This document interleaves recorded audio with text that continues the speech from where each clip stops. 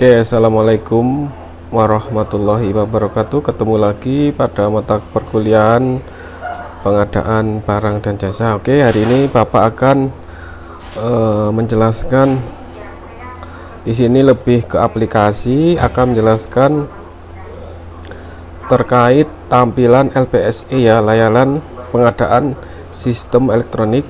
Dan yang di sini yang sudah saya jelaskan di pertemuan sebelumnya, kita SPSE 4.3. Nah, di sini saya mengambil kota atau kabupaten Probolinggo. Nah, di sini kebetulan perusahaan PT atau CV yang saya pakai adalah, nanti kita lihat loginnya di pendaftaran LPSE bagaimana.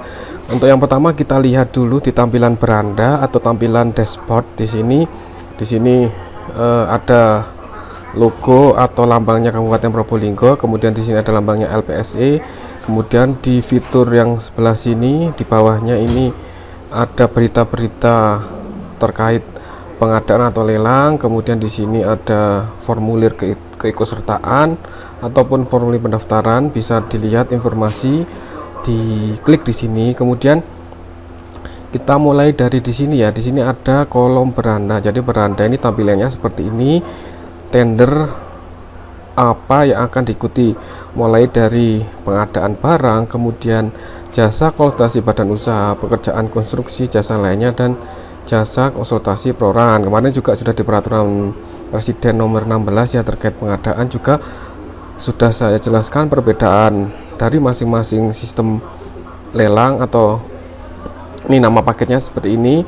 Ini nanti bisa diikuti, silakan. Misalnya mau mengikuti paket ini, tinggal diklik seperti ini. Kemudian yang di bawah itu ada paket non tender. Jadi kalau paket non tender itu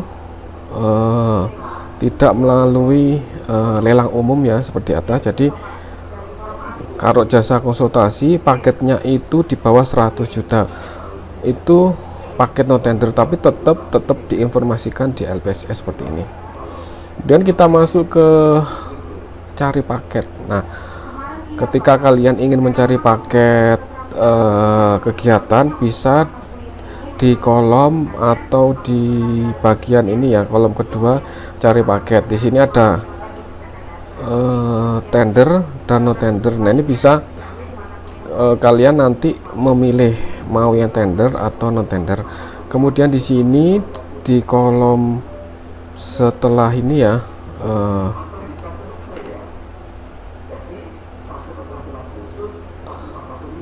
di sini ada regulasi ya.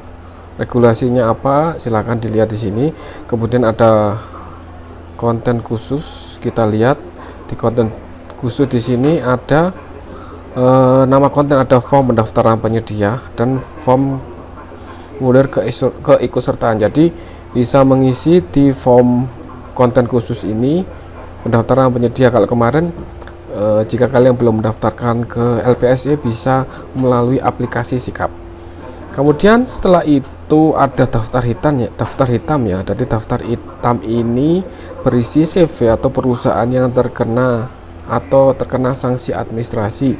Nah, jika perusahaan itu terkena sanksi administrasi, nah di sini ya bisa dilihat, kalau kita memencet tombol daftar hitam, di sini akan terlihat perusahaan yang terkena sanksi atau tidak boleh mengikuti tender. Di sini misalnya di sini ada tampilan dari PT Sumber Rezeki Putra, NPWP-nya sekian, alamatnya sekian. Nah, sini ada statusnya, dia masuk daftar hitam. Ada tanggal penayangannya, kemudian masa berlaku sanksi. Nah, ini berarti sanksinya 3 November 2020 sampai 3 November 2022. Berarti selama 2 tahun mereka tidak bisa mengikuti tender. Nah, ini ada beberapa yang terkena daftar hitam. Oke, kita lanjutkan ke kontak kami. Ialah terkait dengan apa-apa yang bisa misalnya dari penyedia barang dan jasa itu, jika ingin menanyakan ataupun ingin mengetahui informasi, bisa melalui di kolom kontak kami di situ ini.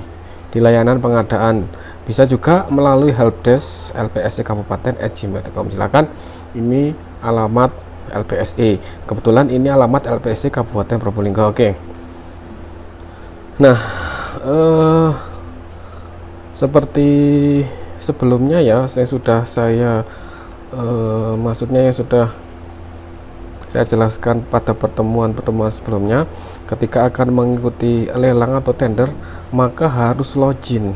Nah, login di sini terdiri atas penyedia dan non penyedia.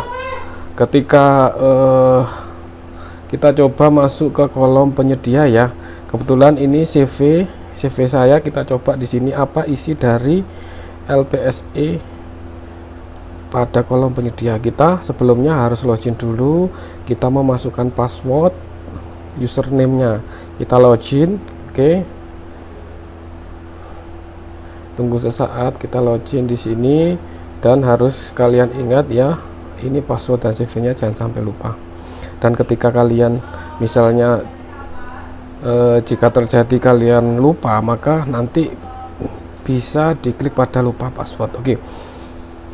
Nah, pada kolom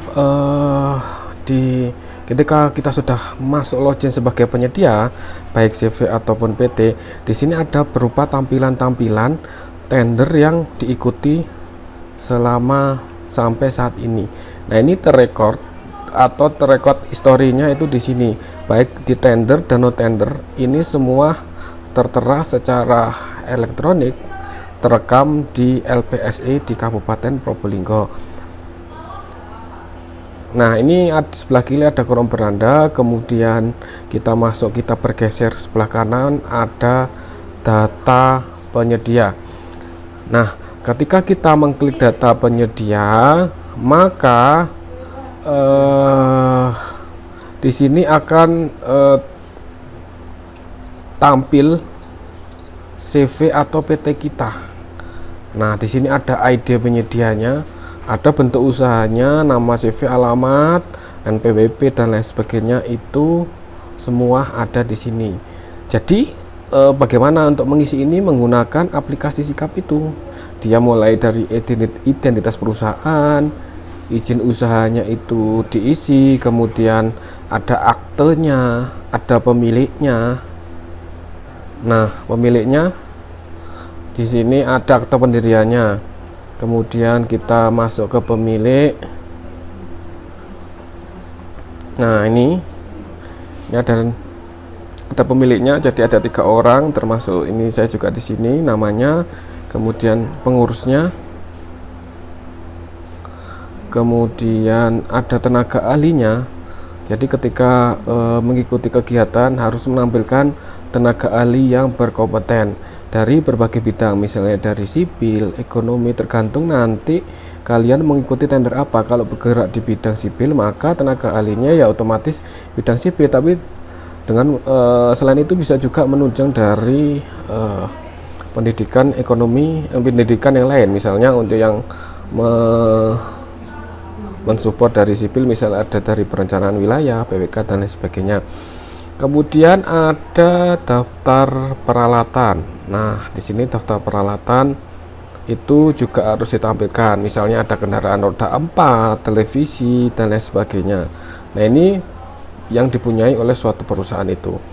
Kemudian kita bergeser ke kanan, ada pengalaman. Jadi pengalaman yang di sini dimaksudkan adalah selama mengikuti pekerjaan tender apa yang telah dimenangkan, itu semua terekor mulai dari tahun awal sampai yang terakhir.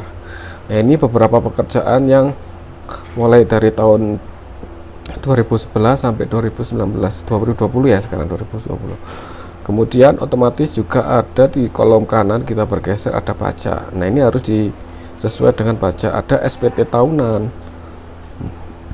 urut ya, SPT tahunan juga harus ditampilkan, karena ini nanti kaitannya dengan kalian mengikuti tender harus menyantumkan SPT dan harus lunas.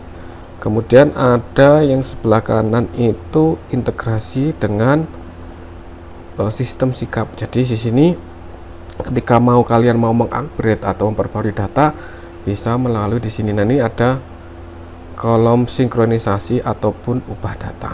Nah, itu seperti itu. Oke, kita sudah beranda sudah tadi ya daftar penyedia, kita masuk ke paket baru. Jadi paket baru itu paket apa yang tampil di LPSE.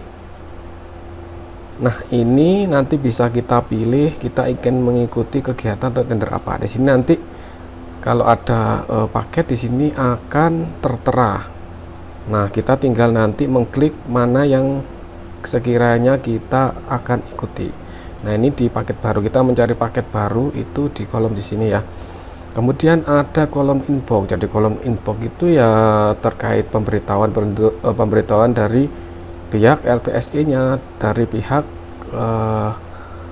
kegiatan yang kita ikuti, apakah tahap kegiatannya itu sampai masih tahap penawaran ataupun sudah tahapan pengumuman pemenang. Itu nanti kita bisa lihat di inbox, ataupun bisa juga seleksi. Jadi seleksi yang masuk daftar pendek itu siapa aja. Nah, ini semua terkait pemberitahuan itu masuk ke inbox. Selanjutnya ada log access. Log access itu alamat IP ketika waktu kita login, jam berapa, tanggal berapa, kemudian alamat IP-nya sudah tertera di sini. Kemudian apabila kita ingin mengganti password supaya tidak digunakan yang tidak berkepentingan. Nah, ini setidaknya ganti password itu fungsinya seperti itu, sehingga nanti dengan berganti password ini akun kita atau akun perusahaan kita tidak dibajak ataupun dipergunakan orang lain. Nah, ini disarankan untuk berganti atau diganti secara berkala. Nah, ini beberapa fitur atau tampilan di LPSE. Jadi kalian lebih paham ketika kemarin kita sudah membahas terkait peraturan-peraturan jenis lelang, bagaimana caranya, itu di pertemuan minggu lalu.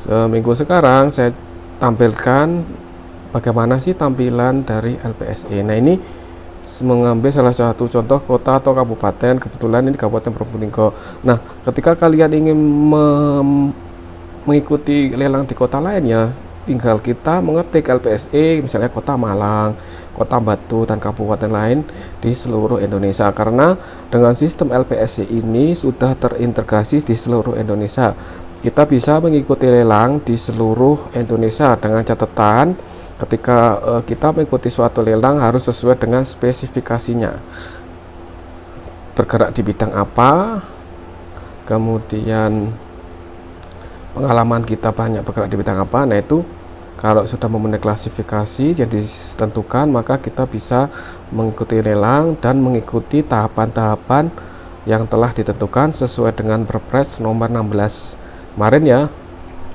Nah, kalian buka lagi terkait dengan persyaratannya lelang. Nah, itu mungkin, nah ini tampilannya seperti itu. Nah, ketika sudah selesai bisa langsung kita di logout di kolom sebelah kanan ya, supaya tidak dipergunakan. Nah, ini